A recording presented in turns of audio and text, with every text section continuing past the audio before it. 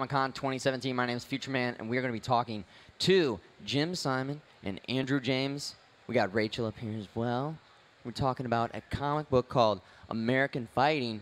Guys, this is an old hero we've got here that you're bringing back in 2017.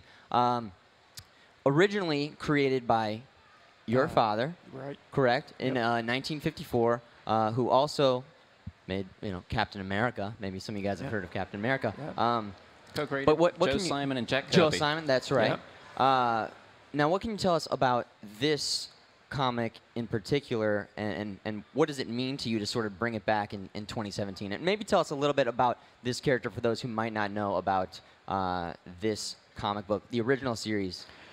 Okay, the original series was started in 1954, and it came out about the same time when there was a resurgence in superheroes. Time, I think it was Atlas at that point, brought out Captain America. Simon and Kirby had their own publishing company, and they did Fighting American. And it was also a period during the Korean War was ending and going on, I should say, and the Cold War, and it was the McCarthy era, very politically charged time, and Simon and Kirby wanted to do the new version of Captain America, not a copy, but they thought it was a great time to do it, and they came up with Fighting American, and they put their own spin on it, and it was quite successful. It only lasted 7 issues, but that was because of the climate at the time. The McCarthy era hearings and comics were being just considered bad stuff by parents and stuff. Yeah. And a lot of comic companies went out of business. Artists and writers were out of work. This is in the 60s. The 50s. The late 50s, okay. Yeah. And so they did 7 issues. One more issue than Captain America lasted. There we go. Got him. So it was it got great sales, but they had no distribution because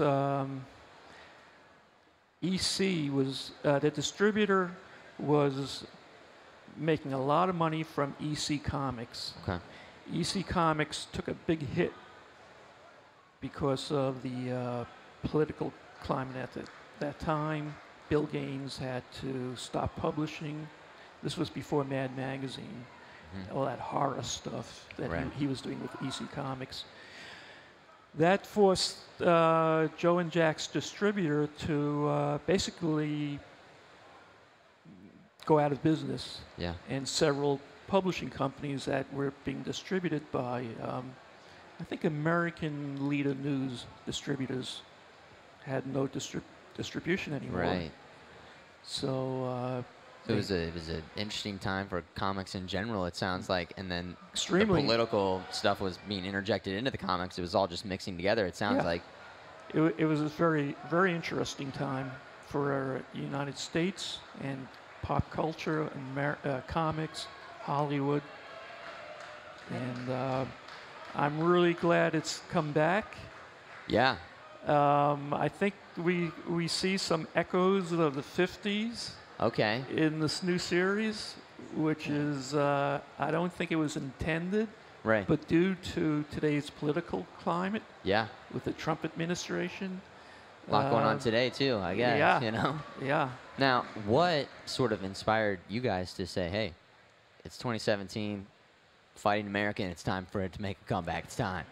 And then also, it's about this character, who is in the past, but coming to the present, time travel stuff. I'm all about it. I don't know if it gets into that or. Yeah, I love that. I love that concept. That was you guys brought that up. Yeah, it's one of the ones. Fighting American is one of the characters that is absolutely beloved by our publisher, among anything else. Yeah. And it's one of the ones where we published a sort of deluxe compendium of Simon and Kirby's works across various genres, including Fighting American in a superheroes book.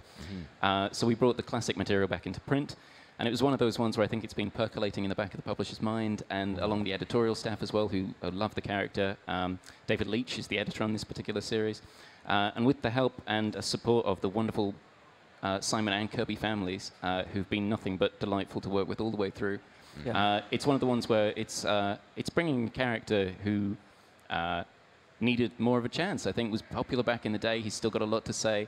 But I think it's one of the ones where there's a satirical bent to Fighting American that's not necessarily there in Captain America that differentiates that character. I mean, even from the start, the origin features essentially bizarre body horror. It's the one where... Nelson is wearing his brother Jimmy's body. Exactly, yeah. Right It's one of those ones it's a little creepy. Yeah, Yeah, it's got a deeper, more interesting, more multifaceted origin to it. And the kind of villains that they fight are... you know, they're ever so slightly more politicized, I think.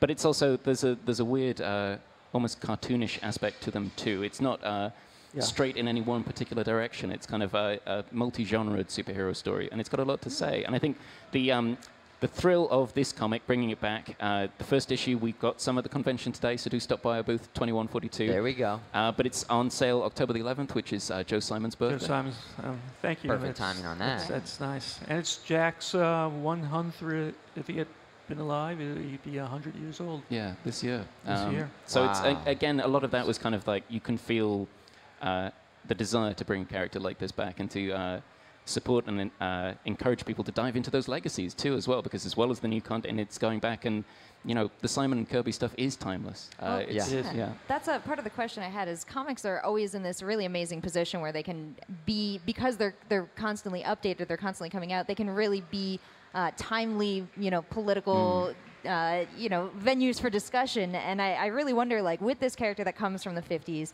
who fights communists, like, what is the line that you guys are trying to walk? Obviously, you said satire is important here, but what are we really going to see when we bring the Fighting American and we bring Speed Boy into 2017? Well, it's a collision of values in many ways. The character is literally stepping almost out of the pages of issue 7 in the 50s into issue 1 here. The whole premise is that, you know, he has a friend who is a time-traveling scientist, and they went on one mission in 1955. Where's everybody meeting these friends? Marty McFly had one. I don't have this friend. Where are they? But yeah, they basically turn up in Central Park in 2017, and the story rolls on from there. And it's very much about how both Fighting American and his sidekick Speed Boy adapt in very different ways to the modern era. I think his sidekick especially is what he finds in 2017 he enjoys about the way society's moved forward. And I think Fighting American, despite his bizarre origin and that kind of stuff, is still very...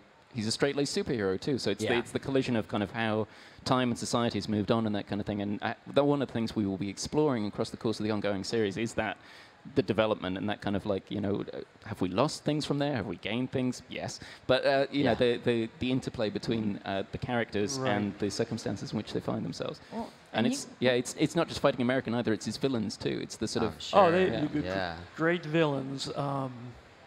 Those villains are Doubleheader, Otzi Trotsky. The names Sawed alone. off. Yeah. Who's the stinky guy? There's someone that just smells very bad. It's a super villain power. So many. They're out there every day. But they're amazing villains. So entertaining and dangerous. Yeah. And you know, I love how the Fighting American sidekick, young guy, and he just, like all young people, adapts to the new period he's in. So he loves 2017. How does Fighting American feel about 2017? Oh, well, I think you can answer that better. I guess that would be why I would pick that up. Yeah, well, I think one of the first things that he feels is that this is a time-traveling mission. You know, he's been on time-traveling things before, and he's going to complete his mission and return home. And as we will find out in the first issue, it's not such a huge spoiler. It's part of the story is that he can't go back. Oh. His means of escape are denied to him, and then it's kind of, okay, this is where we live now. How are we going to cope with that? How do we be heroes in this new millennium?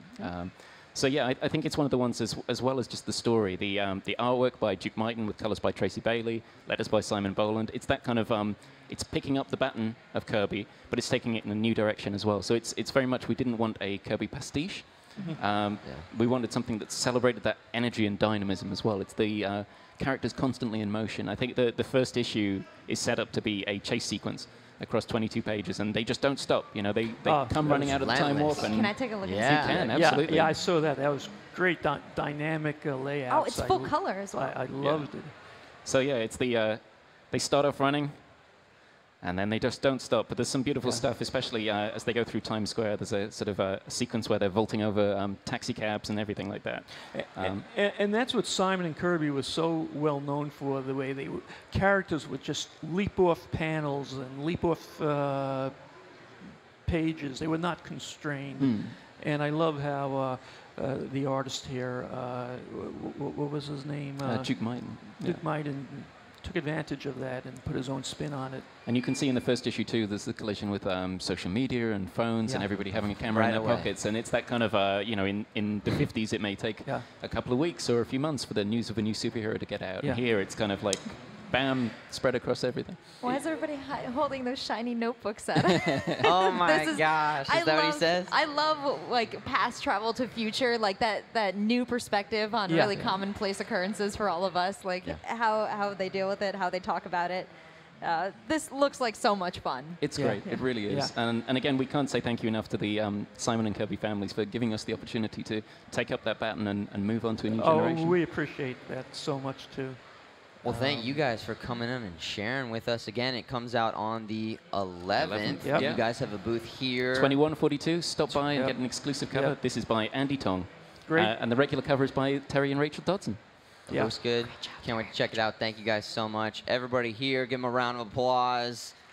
Thank you. You guys at home, stick around. We got more awesome stuff. New York Comic Con 20.